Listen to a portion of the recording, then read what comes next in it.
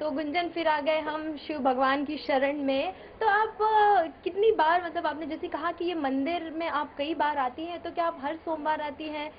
कितना, किस तरह से आप इसे रेगुलरली, जैसे कि सावन की बात नहीं कर रही हूँ मैं, रेगुलरली आप किस तरह से शिव भगवान की पूजा करने? ये मंदिर मेरे घर के काफ़ी पास है, तो मैं हमारी पूरी कोशिश रहेला कि हम ई मंदिर में आई पूजा करी, काहे कि ई हमार मन के शांति देला, हमरा के बहुत अच्छा लागेला। और आती हूँ, मैं कोशिश करती हूँ, लेकिन हाँ खासकर इस सावन श्रावण मास में मैं कोशिश करती हूँ कि अगर मैं इधर से जब भी निकल रही हूँ तो मंदिर एक बार आऊँ और दर्शन करके जाऊँ, भगवान जी का आशीर्वाद लेके जाऊँ।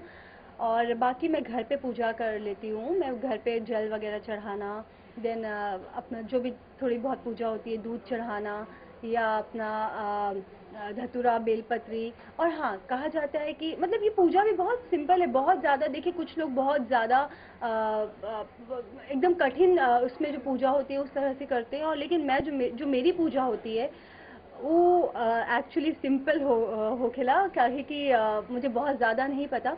पर हाँ, इसमें क्या किया जाता है इस पूजा में, शिवलिंग में जैसे जल चढ़ाते हैं उसके साथ ओम नमः शिवाय या फिर महामृत्युंजय जाप, जो कि है त्रयंबकम यजामहे सुगंधिम पुष्टिवर्धनम उर्वारुकमिव बंधनात् मृत्युर्मुक्षे मामृता।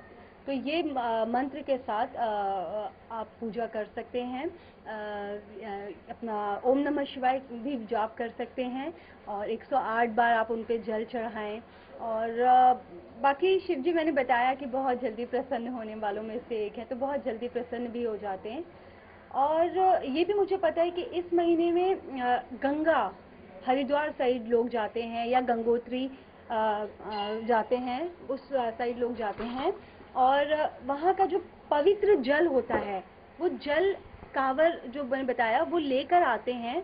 और उसके बाद इस जल को लोकल जो मंदिर वगैरह होते हैं, गंगा जल को उन सब में लाया जाता है और फिर उस तरह से यूज़ किया जाता है। ये भी मुझे मालूम है, बहुत ज़्यादा नहीं चीज़ें मालूम है, मगर थोड़ी काफ़ी चीज़ें पता है। इस टाइम पे आप अपनी मिट्टी को कितना मिस करेंगे? क्योंकि मैं खुद भी नॉर्थ इंडियन हूँ, तो इस टाइम पे गांव जाने का बड़ा मन करता है, अपने यूपी बिहार साइड जाने का बहुत मन करता है, झूला झूलने का। आप कितना मिस कर रही हैं इस वक्त, क्योंकि बहुत स्पेशल दिन, स्पेशल महीना होता है ये पूरा? जी हाँ, बहुत ज़्यादा मिस करती हूँ, और वाकई में काफ़ी मिस कर रही हूँ, क्योंकि वो जो मिट्टी की जो बारिश होती है और जो मिट्टी की खुशबू आती है वो आपको शहर में कभी नहीं मिलेगी, वो आपको गांव में ही मिलेगी। कि जो पहली बारिश होती है और जो खुशबू आना और लड़कियों का झूमना मस्ती करना, वो सब एटमॉस्फेयर आपको बॉम्बे जैसे शहर में डेफिनेटली नहीं मिलेगा।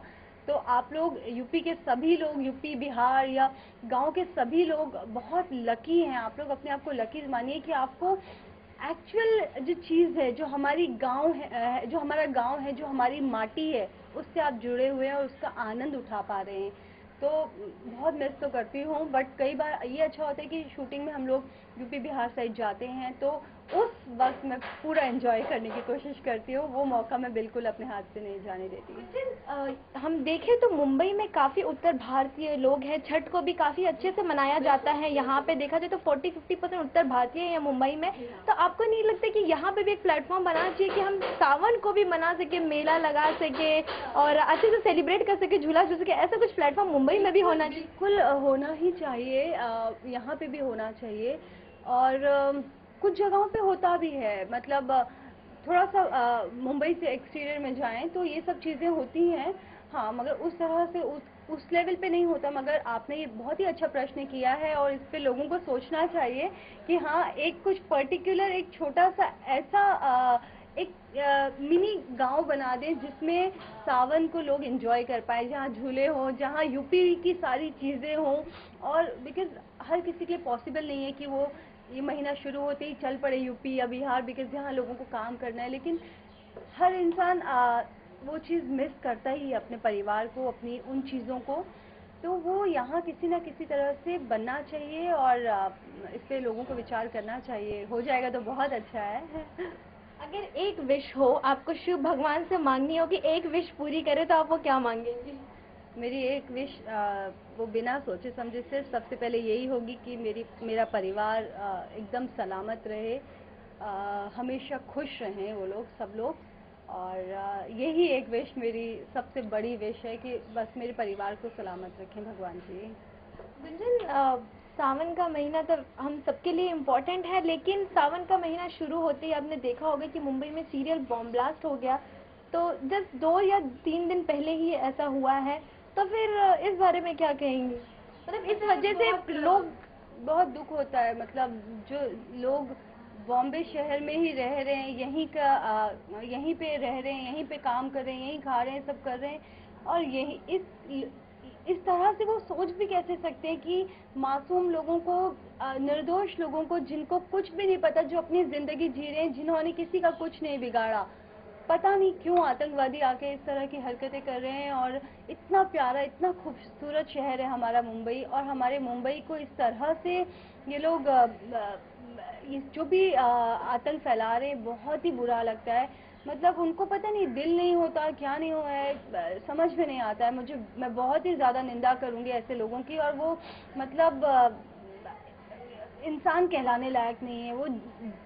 मंदिर में बैठी हूँ, मैं बहुत कुछ नहीं बोल सकती, लेकिन मुझे बहुत गुस्सा आता है जब भी इस तरह की कोई बात सुनने को मिलती है, क्योंकि आप क्यों गलत कर रहे हो? आप बोलते हो कि धर्म के हिसाब से हमारे लोग, भगवान जी ऐसा कहते हैं, ये कहते हैं, या जो भी गलत है। भगवान जी ने कभी किसी को आके कुछ गलत करने को नहीं कहा है। आप इंसानियत, आप प्यार फैलाओ ना, प्यार बांटो लोगों में। और किसी को, आपको कहा जाता है ना कि आपको किसी को हराना है तो आप उसको गुस्से से नहीं हरा पाओगे, लेकिन प्यार से हरा दोगे। अगर लोगों में वो, अगर अपने आप को इंसान समझते हैं, अगर थोड़ा भी उनको दिल है, तो उनको इस तरह की हरकत नहीं करनी चाहिए, क्योंकि निर्दोष लोग मर रहे हैं। आम आए दिन गलत चीजें हो रही हैं, और बॉम्बे के साथ इस तरह से नहीं करना चाहिए। यहाँ पे रहकर बहुत गलत बात है।